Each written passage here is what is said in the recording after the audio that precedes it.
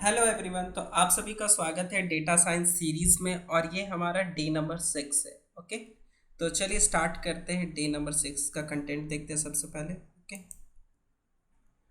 तो आज का क्लास हम लोग का बेसिकली रहेगा पाइथन ऑपरेटर्स पे। ठीक है ना। अब ये ऑपरेटर्स क्या होता है उसके बारे में हम लोग आगे जानेंगे, बट मैं आपको एक ओवरव्यू दे देता हूँ। ठीक है ना। बेसिकली पाइथन ऑपरेटर्स क्या करता है, ये ऑपरेटर होता क्या है पहले हम लोग ये जान लेते हैं। ठीक है ना। जैसे कि अगर आपको मान लेते हैं कि आपको किसी चीज़ को जोड़ना है। ठीक है ना। मान लेते हैं कि ए प्लस बी करना है आपको। ठीक है ना। ए प्लस बी। ठीक है।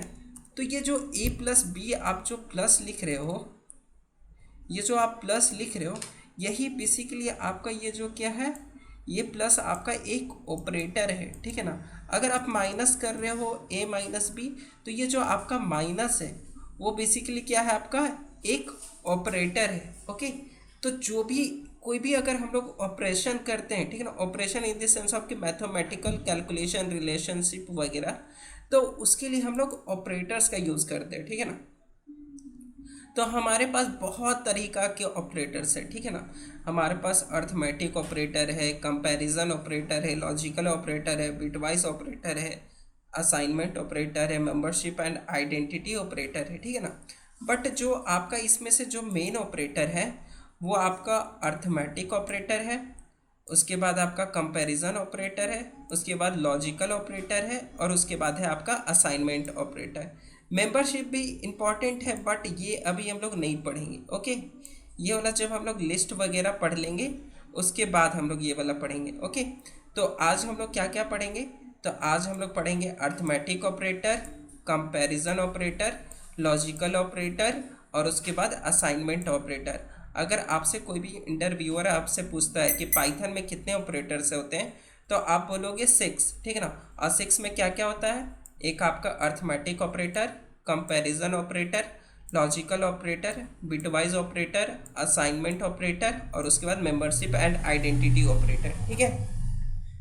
तो चलिए स्टार्ट करते हैं सबसे पहले अर्थमेटिक ऑपरेटर से। ओके,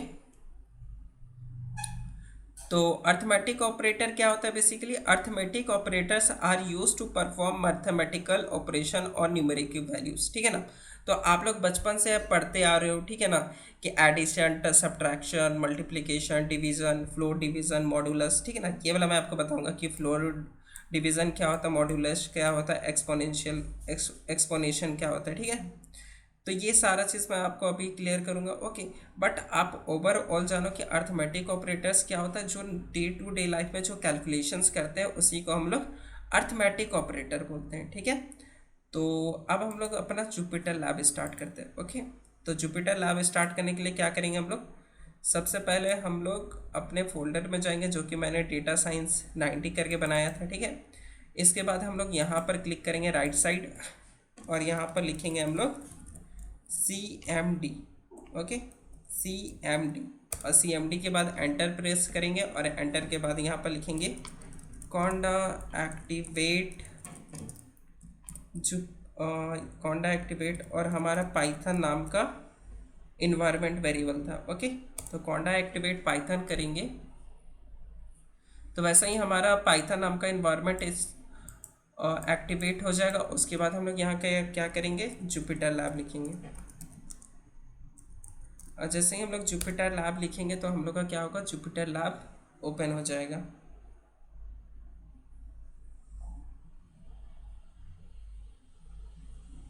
ओके, तो हम लोग का जुपिटर लैब ओपन हो चुका है, और ये सारा हम लोग इसको अभी क्लोज कर देते हैं, ये सारे टैब को। ठीक है।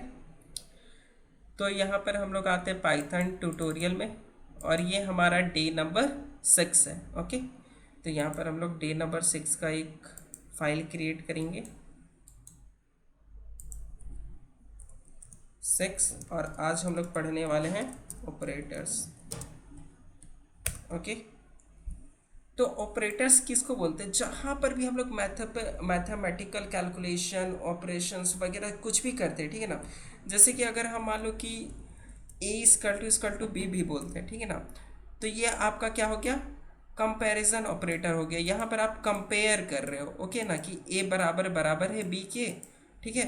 जैसे कि हम लोग लिखते हैं कि A 10, ठीक है ना। इसमें क्या कर रहे हैं बेसिकली हम लोग ए में जो ए वेरिएबल है, ठीक है ना, उसमें असाइन कर रहे हैं 10, ठीक है ना। तो यहाँ पर भी एक ऑपरेशन कर रहे हैं जहाँ पर हम ए में क्या स्टोर कर रहे हैं 10, ठीक है ना। तो जो भी आपको कोई भी ऑपरेशन दिखे, कोई भी मैथमेटिकल ऑपरेशन देखिए, कहीं पर भी आप लॉजिक लगा रहे हो, कंडीशंस लगा रहे हो, तो वहाँ पर आपका ऑपरेटर्स यूज़ होता ही होता है। ओके, तो सबसे पहले हम लोग पढ़ते हैं अर्थमेटिक ऑपरेटर। ओके, तो यहाँ पर हम लोग मार्क डाउन ले लेते हैं और यहाँ पर लिख देते हैं अर्थ, ARITH, अर्थमेटिक ऑपरेटर। ओके, तो यहाँ पर अभी हम लोग सबसे पहले पढ़ेंगे अर्थमेटिक ऑपरेटर, ठीक है। तो अर्थमेटिक ऑपरेटर में आपका सबसे पहले आता है प्लस, ठीक है।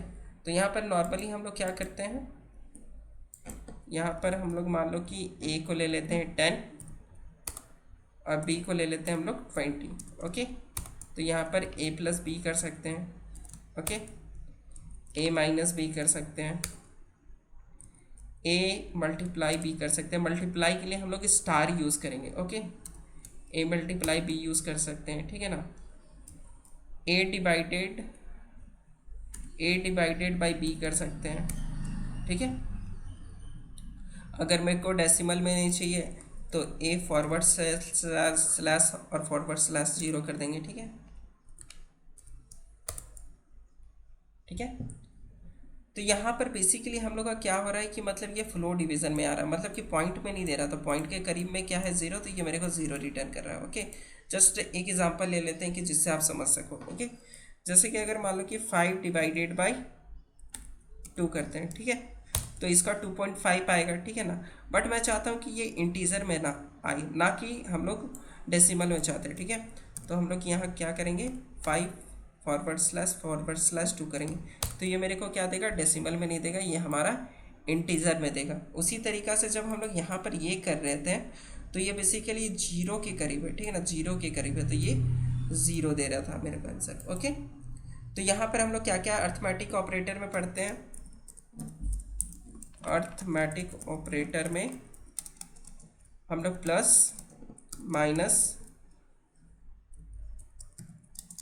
मल्टीप्लाई और इसको हम लोग बोलते हैं डिवाइड, ठीक है ना, ये फॉरवर्ड स्लैश को डिवाइड बोलते हैं।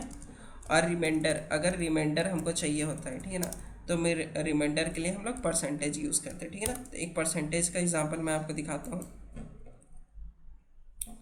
जैसे कि अगर मान लो कि 5 अगर इसको मॉडुलस करें 2 के साथ, ठीक है ना, तो यहाँ पर रिमाइंडर क्या बचेगा मेरा 1। ओके, बिकॉज जब आप 5 को 2 से डिवाइड करते हैं तो 2 बार में 2 4 आ जाता है और रिमाइंडर क्या बच जाता है आपका 1। ओके, अब उसी तरीका से मान लो कि अगर आप 6 को डिवाइड करते हो 2 से तो ये 3 बार में 6 आ जाता है, तो लेकिन रिमाइंडर आपका 0 बचता है। ओके, तो आप लोग बेसिक्स मैथ्स पढ़े होंगे तो ये आपको क्लियर होगा कि ठीक है कि रिमाइंडर किसको बोलते हैं। ओके, अब इसके बाद आता है आपका, तो मैंने आपको अर्थमेटिक ऑपरेटर में आपको प्लस बता दिया, प्लस का एग्जांपल, माइनस का एग्जांपल, मल्टीप्लिकेशन का एग्जांपल और डिवाइड का एग्जांपल मैंने आपको दे दिया। उसके बाद रिमाइंडर का एग्जांपल दे दिया। उसके बाद आता है आपका एक्सपोनेंट का। एक्सपोनेंट क्या होता है, जैसे कि 2 का पावर 3, ठीक है ना, मान लो कि ये 2 का पावर 3 लिखा हुआ है। ओके, जस्ट एग्जाम्पल कि जैसे ये समझ लो कि 2 का पावर 3 लिखा हुआ है, ठीक है ना, 2 का पावर 3। तो 2 का पावर का 3 का मतलब क्या होता है, 2 का पावर 3 का मतलब होता है 2 इंटू 2 इंटू 2, मतलब 2 क्या होगा, खुद से 3 बार मल्टीप्लाई होगा। ओके, तो 2 का पावर 3 का मतलब होता है 2 इंटू 2 इंटू 2, ठीक है। यहाँ पर मेरे को पावर का साइन नहीं मिला तो मैंने ये वाला यूज़ कर लिया। ओके, तो 2 का पावर 3 का मतलब होता है 2 इंटू 2 इंटू 2, ठीक है। और जब हम लोग इसको प्रिंट करेंगे तो मेरे को क्या मिलेगा 8।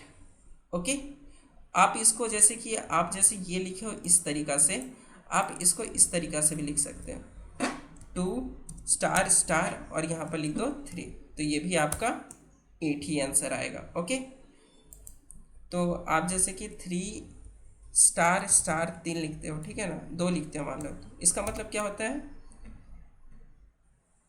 3 इंटू 3, बिकॉज यहाँ पर 2 लिखा हुआ, तो 2 का मतलब क्या हुआ कि 3 अपने आप मल्टीप्लाई होगा, अपने आप के साथ मल्टीप्लाई होगा 2 बार। अगर यहाँ पर 3 लिख दूंगा या फिर 4 लिख दूंगा तो मतलब क्या हो जाएगा कि ये खुद से मल्टीप्लाई होगा 4 बार। ठीक है,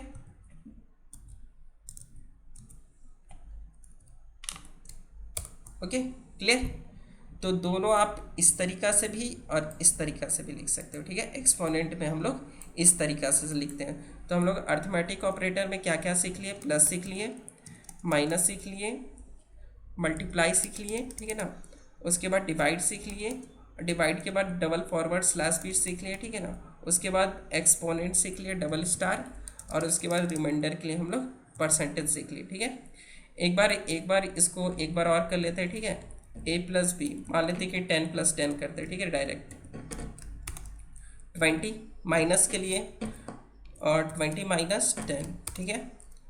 इंटू के लिए 2 × 2 कर लेते हैं। ठीक है, 4 फॉरवर्ड स्लैश के लिए 6 फॉरवर्ड स्लैश 2, 3 बार में 6 आता है। ठीक है, अब अगर इसको मेरे को इंटीजर में चाहिए तो 6 फॉरवर्ड स्लैश 2 करेंगे, तो ये मेरे को इंटीजर में 3 देगा। ठीक है, उसके बाद एक्सपोनेंट 2 का पावर 3 लिखना है मेरे को, तो 2 का पावर 3 लिखने के लिए 2 स्टार स्टार स्टार 3 लिखेंगे। ठीक है, तो ये हो जाएगा आपका 8। उसके बाद मॉडुलस, ये आपका क्या देता है, रिमाइंडर। अगर 5 को डिवाइड करेंगे 2 के साथ तो आपको रिमाइंडर क्या मिलेगा, 1। ओके, क्लियर आपको अर्थमेटिक ऑपरेटर।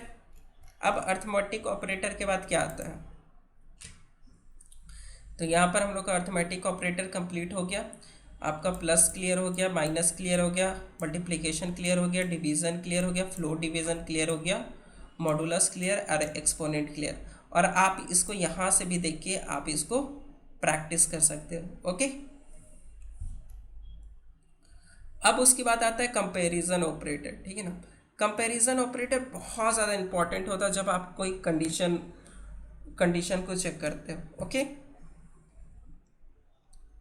तो यहाँ पर बेसिकली क्या होता है कि अगर आपका ट्रू आता है, ठीक है ना, जैसे कि ट्रू, आपको ये ट्रू और फॉल्स में आंसर देता है। जैसे कि मान लो कि अगर 10 = 10 के बराबर है तो ये आपको ट्रू रिटर्न देगा। ठीक है, अगर हम लोग यहाँ लिखेंगे क्या 11 बराबर होता है 10 के, तो ये आपको देगा फॉल्स आंसर। ठीक है, तो बेसिकली क्या होता है, हम लोग कंपेयर करते हैं। कंपेयर मतलब कि कंपेयर। ठीक है, जैसे कि आप लोग कंपेयर करते होगे कि क्या 10 बड़ा है 20 से, तो आपको मिलेगा फॉल्स, क्योंकि 10 लेस है आपका। ठीक है, और वहीं पर अगर आप लिखोगे क्या 10 लेस देन है 20 से, तो आपको मिलेगा यहाँ पर ट्रू। ठीक है, तो हम लोग इसको कंपेयर करते हैं। ठीक है ना, बात को समझो, आप लोग कंपेयर करते हैं। यहाँ पर कंपेयर किसके साथ करते हैं, ए और बी के साथ, मतलब कि जो भी आपका 2 वेरिएबल होगा उसके बीच में हम लोग इसको कंपेयर करते हैं, और ये आपको रिटर्न क्या चीज़ देता है, ट्रू फॉल्स में आंसर देता है। ओके, जस्ट एक एग्जांपल लेते हैं। ओके,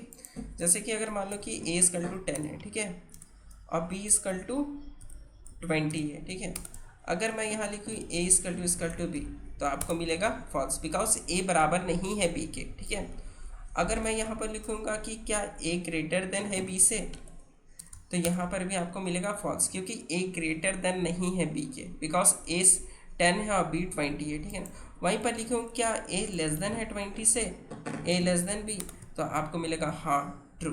ठीक है, उसी तरह क्या a ग्रेटर देन = आपका b के बराबर है, तो आपको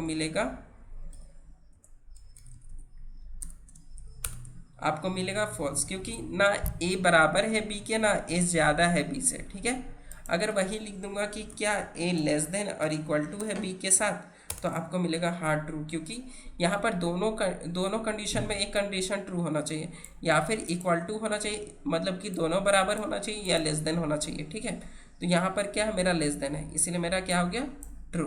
ओके, अब उसके बाद क्या है, तो हमारा इक्वल टू ख़त्म हो गया। ठीक है,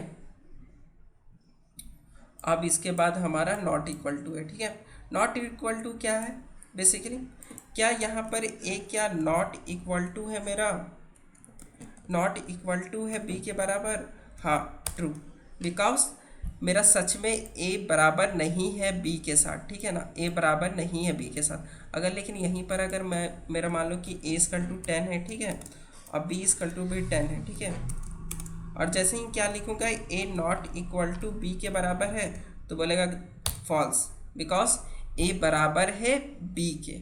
ओके, उसके बाद आता है आपका ग्रेटर देन हो गया, लेस देन हो गया, ग्रेटर देन इक्वल टू भी हो गया, लेस देन इक्वल टू भी हो गया, ठीक है। तो यहाँ पर हम लोग बेसिकली क्या करते हैं, कंपेयर करते हैं, ठीक है ना। Comparison operator are use to compare two values, ठीक है ना। यहाँ पर हम लोग दो वैल्यूज को कंपेयर करते हैं, दे रिटर्न ट्रू और फॉल्स। जैसे कि हम लोग यहाँ पर इतना सारा एग्जाम्पल्स में देखें, हम लोग को क्या चीज में आंसर मिल रहा है, ट्रू या फिर फॉल्स में। ओके, तो अभी तक हम लोगों ने क्या क्या पढ़ लिया, हम लोगों ने पढ़ा अर्थमेटिक ऑपरेटर, ठीक है ना। अर्थमेटिक ऑपरेटर में plus minus multiplication division float division, उसके बाद मॉडुलस, फिर उसके बाद एक्सपोनेंशियल, ठीक है। उसके बाद मैंने कंपैरिजन ऑपरेटर में क्या क्या पढ़ा है, उसके बाद इक्वल टू, उसके बाद नॉट इक्वल टू, फिर ग्रेटर देन, फिर लेस देन, फिर ग्रेटर देन और इक्वल टू, और लेस देन और इक्वल टू। ओके, उसके बाद हम लोग पढ़ेंगे लॉजिकल ऑपरेटर, ठीक है। अब ये लॉजिकल ऑपरेटर क्या करता है, logical operator are use to combine condition statement, ठीक है ना। आपका ये कंबाइन करता है कंडीशन स्टेटमेंट और दे रिटर्न ट्रू और फॉल्स। जैसे यहाँ पर क्या किए थे कि हम लोग डायरेक्ट क्या ए बड़ा है बी के साथ, हम लोग अपने आप आसपास ही में कर लिए, ठीक है ना। आप मान लो कि यहाँ पर मेरे पास 4 वैल्यू है, ठीक है ना। मान लो कि ए 10 ए इक्वल टू 20 है, ठीक है, और बी इक्वल टू, दो ही वेरिएबल लेता हूँ बी के लिए, ठीक है, बी इक्वल टू 30 है, ठीक है। पहला मैं कंडीशन पूछ रहा हूँ, ठीक है ना, इसको ब्रैकेट में कर लेते हैं, ठीक है। क्या ए बड़ा है मेरा 10 से, तो इसका आंसर आपको क्या मिलेगा, ए बड़ा है 10 से, हाँ ठीक है।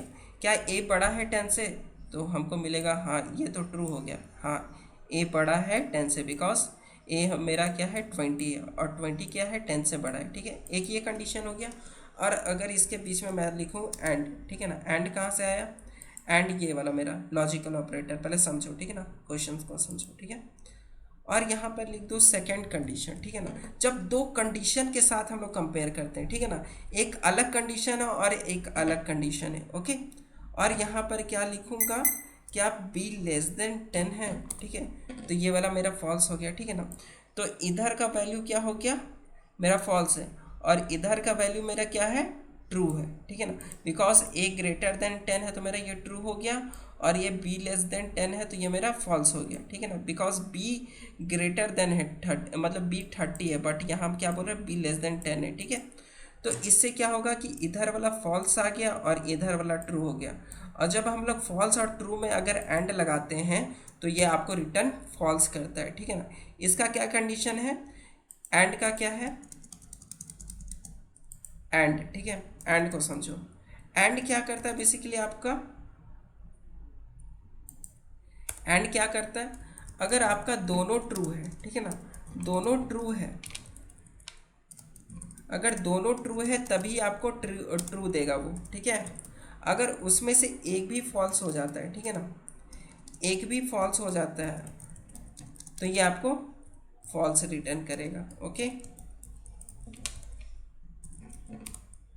अगर इधर एक भी फॉल्स हो जाएगा एंड में तो ये आपको क्या रिटर्न करेगा,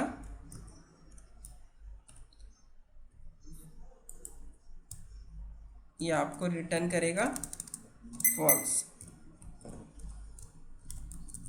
ठीक है। तो याद रखना एंड का केस में क्या होता है, अगर दोनों ट्रू होगा, दोनों इधर इधर ट्रू होगा तभी आपको ट्रू मिलेगा, नहीं तो अगर एक भी गलत हो गया तो आपको क्या मिलेगा, फॉल्स फॉल्स। तो इसमें केस में क्या है, यहाँ पर ये वाला फॉल्स हो जा रहा है और ये वाला ट्रू हो जा रहा है, ठीक है ना। तो इसीलिए हम लोग का फॉल्स आ रहा है। अगर दोनों ट्रू कर दे तो बी ग्रेटर देन 10 कर दे तो आप मेरा ये वाला ट्रू हो जाएगा। Okay, clear. तो ये एंड क्लियर हो गया कि एंड में क्या होता है कि दोनों कंडीशन ट्रू होना चाहिए तभी बीच में जो एंड है वो आपको रिटर्न करेगा ट्रू। अगर एक भी फॉल्स हो गया तो आपको क्या रिटर्न करेगा, फॉल्स। अब और में क्या है, ठीक है ना, और में क्या है, और का क्या फंडा है, और का ये फंडा है कि दोनों ट्रू हो तो ये आपको ट्रू रिटर्न करेगा, ठीक है। अगर दोनों ट्रू हो तो ये आपको ट्रू रिटर्न करेगा, ओके। अगर एक भी फॉल्स हो और दूसरा ट्रू हो तो भी आपको ट्रू रिटर्न करेगा, ठीक है। एक भी ट्रू हो तो आपको क्या रिटर्न करेगा, आपको ट्रू रिटर्न करेगा। अब ये कब कब जाके ये फॉल्स होगा, जब आपका दोनों फॉल्स होगा तभी आपका ये फॉल्स रिटर्न करेगा, ओके। अब जैसे यही वाला कंडीशन में हम लोग ले लेते हैं, ठीक है ना, ये वाला कंडीशन में। अब यहाँ पर क्या है, मेरा एंड लगा हुआ। अब यहाँ क्या कर देंगे हम लोग, और लगा देंगे, और, ठीक है। ये और कहाँ से आया, ये वाला और आया आपका, ये वाला और, ठीक है, लॉजिकल और, ठीक है। अब यहाँ पर और कर दिए। अब ये कंडीशन क्या है, दोनों तरफ ट्रू है तो ये मेरे को क्या रिटर्न करेगा, ट्रू। अगर एक कंडीशन फॉल्स कर देते हैं, ठीक है ना, एक कंडीशन क्या करते हैं, फॉल्स करते हैं, तो भी आपको क्या रिटर्न करेगा, ट्रू। बिकॉज इसका फंडा ही है कि दोनों ट्रू हो या फिर एक ही ट्रू हो तो भी चलेगा, तो मैं आपको ट्रू रिटर्न कर दूंगा, ठीक है। इस केस में फॉल्स तभी रिटर्न करेगा जब दोनों फॉल्स हो, ठीक है। तो दोनों फॉल्स कर देंगे तब जाके हम लोग को ये फॉल्स रिटर्न, क्लियर। उसके बाद आता है आपका लॉजिकल नॉट, ठीक है ना। लॉजिकल नॉट क्या करता है, बेसिकली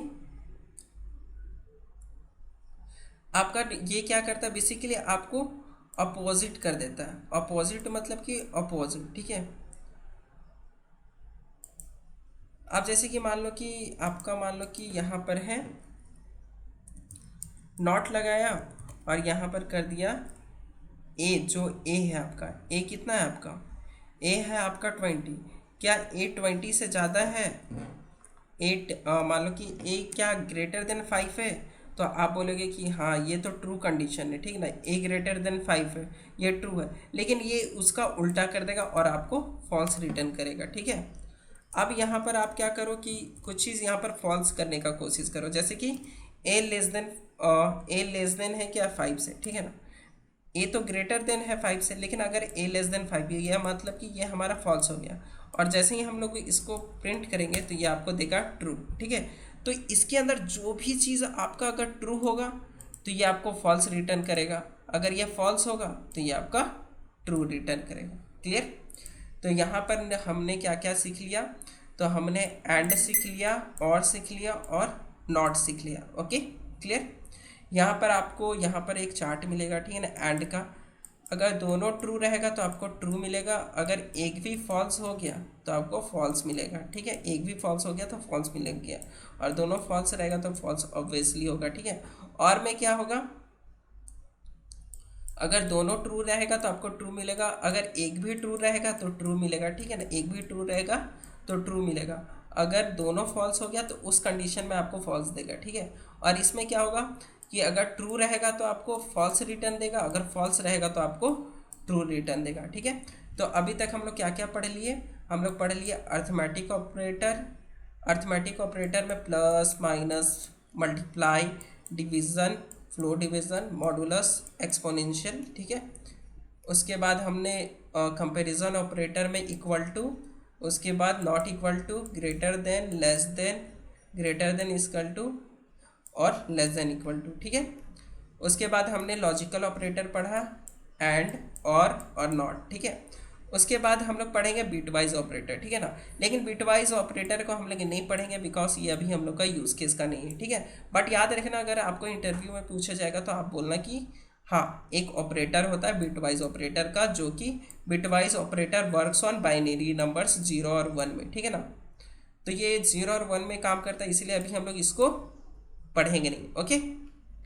उसके बाद आता है आपका असाइनमेंट ऑपरेटर, ठीक है ना। असाइनमेंट ऑपरेटर आप तो बार बार यूज़ करते हो, ठीक है।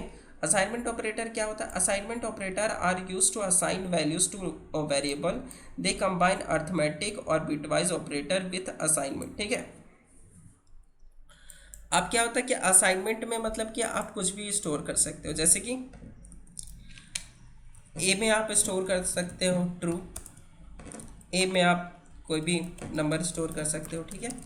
अब ये जो इक्वल टू है, ठीक है ना, ये इक्वल टू ही आपका क्या है, असाइनमेंट ऑपरेटर है, ठीक है ना। ये क्या करता है, वैल्यू असाइन करता है। क्या असाइन करता है, ए में आपका ट्रू को डालता है, ठीक है ना, और यहाँ पर ए में आपका आदित्य को डाल रहा है, ठीक है।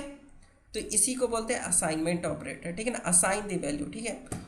आप यहाँ से डेफिनेशन वगैरह भी पढ़ सकते हो, ओके। और यहाँ पर प्रैक्टिस के लिए क्वेश्चंस भी है, ठीक है। अब हम लोग को इसको डीपली समझते हैं, ओके। असाइन में मतलब तो समझ गए कि ए इजकल टू बी हम लोग असाइन कर लिए, ठीक है ना। ऐड एंड असाइन का मतलब क्या होता है, या प्लस इजकल टू, ठीक है। अब इसको समझते हैं assignment operator, add and assign, ठीक है। अब इसमें क्या होता है, जैसे कि मान लो कि ए का वैल्यू मेरे पास 5 है, ठीक है। अब मैं क्या करूँगा, ए का नया वैल्यू के लिए हम लोग इस तरीक़ा से लिख सकते हैं, ठीक है ना। अगर ए में मेरे को 5 और जोड़ना है, ठीक है ना, ए में क्या करना, मेरे को 5 और जोड़ना है, तो उसके लिए क्या करूँगा कि पहले ए का वैल्यू कितना था, 5 था। अब उसमें एक और 5 जोड़ दिए, ठीक है, तो कितना हो गया, 10, ठीक है।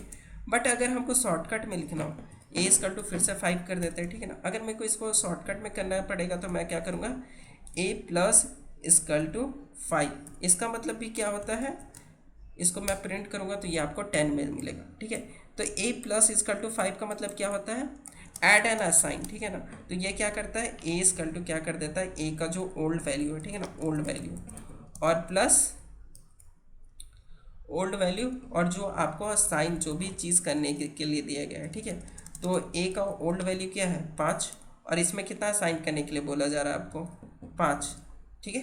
तो आपको आप इसको इस तरीक़ा से समझ सकते हैं कि ए प्लस इजकल टू 5 का मतलब क्या होता है, ए इजकल टू ओल्ड वैल्यू, ठीक है ना, ओल्ड वैल्यू मेरा 5 था और इसमें असाइन करने के लिए कितना बोला गया है, 5, तो इसीलिए हो जाएगा ए इजकल टू 5 + 5, ठीक है। तो ए का नया वैल्यू क्या हो जाएगा, 10, ठीक है। अब एक और एग्जांपल ले लेते हैं इसका, ठीक है। बी इजकल टू 20 ले लेते हैं, ठीक है। और बी में हम लोग जोड़ देते हैं कितना, बी प्लस इजकल टू 2। तो इसमें क्या करेगा, बी में आपका 2 जोड़ देगा और जब आप प्रिंट बी करोगे तो आपको कितना मिलेगा, 22, ठीक है। उसी तरीक़ा से आपका इसका होता है सब्ट्रैक्ट एंड असाइन। अब इसमें क्या होता है, सब्ट्रैक्ट करता है, जैसे यहाँ प्लस कर रहा होता है तो यहाँ पर सब्ट्रैक्ट, जैसे कि ए इजकल टू 20 ले लेते हैं, ठीक है, और a माइनस इजकल टू 2 ले लेते हैं। तो इसका मतलब क्या होता है, बेसिकली जो a का जो नया वैल्यू होगा क्या होगा, ओल्ड वैल्यू माइनस जो आपको असाइन करने दिया गया है, ठीक है। तो यहाँ पर क्या हो जाएगा, a का जो ओल्ड वैल्यू कितना है, 20, और 20 माइनस क्या हो जाएगा, जो असाइन करने के लिए दिया गया है 2, ठीक है। तो 20 - 2, ओके। तो जब हम लोग इसको रन करके ए को प्रिंट करेंगे तो आपको मिलेगा क्या, 18, क्लियर। तो यहाँ पर क्या कर रहे हैं हम लोग, सब्ट्रैक्ट एंड असाइन कर रहे हैं, ओके। आप यहाँ से ये वाला क्वेश्चंस को प्रैक्टिस भी करोगे 3-4 बार तो आपको क्लियर हो जाएगा, ओके। अब इसके बाद आता है मल्टीप्लाई एंड असाइन।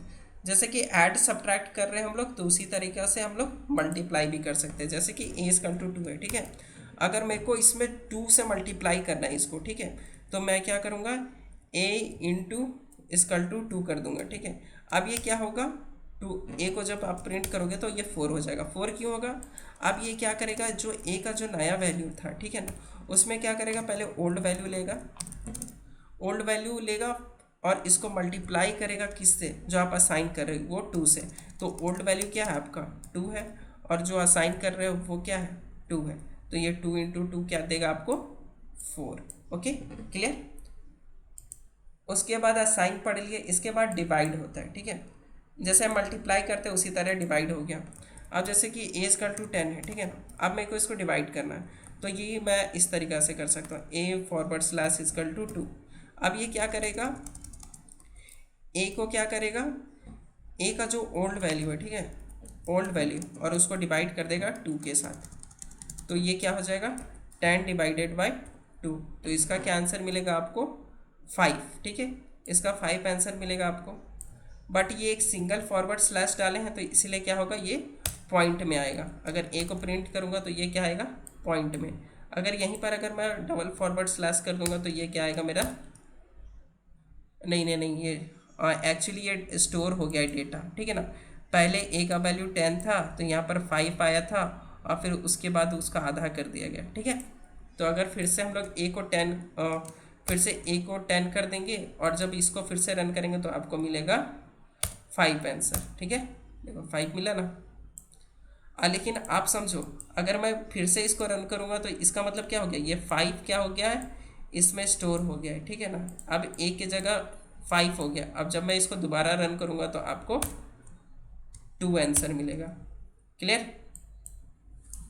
बिकॉज ये वैल्यू आपका अपडेट होते जाता है, ठीक है। तो यहाँ पर क्या हुआ आपका, यहाँ पर आप बेसिकली क्या कर रहे हो, ए इक्वल टू जो इसका ओल्ड वैल्यू है, ठीक है, ओल्ड वैल्यू फॉरवर्ड स्लैश आप किसके साथ कर रहे हो, 2 के साथ कर रहे हो। Okay, clear. उसके बाद नेक्स्ट देखते हैं हम लोग। अब इसके बाद मॉडुलस होता है जो कि आपका रिमाइंडर के लिए यूज़ होता है, ठीक है। तो रिमाइंडर के लिए तो मान लो कि अगर ए इक्वल टू 5 है आपका, ठीक है, और इसका आपको क्या बोलते हैं, ए मॉडुलस इक्वल टू 2, ठीक है ना। आप इसको 2 से डिवाइड करके इसका रिमाइंडर निकालना चाहते हो तो क्या होगा, यहाँ पर ए को जब आप प्रिंट करोगे तो आपका 1 आएगा, ठीक है। अब ये कैसे वर्क करता है, ये आपका उसी तरीका से वर्क करता है, ए इक्वल टू ओल्ड वैल्यू और मॉडुलस 2, ठीक है।